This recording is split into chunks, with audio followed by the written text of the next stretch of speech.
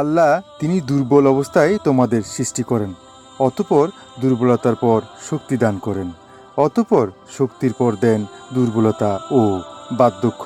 তিনি যা ইচ্ছা সৃষ্টি করেন এবং তিনি সর্বজ্ঞ, সর্বশক্তিমান।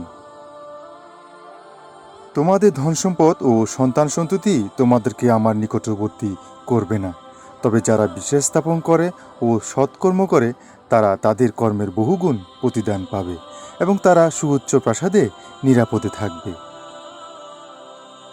মুমিনগণ সফলকাম হয়ে গেছে যারা নিজেদের নামাজে বিনয়, নম্র।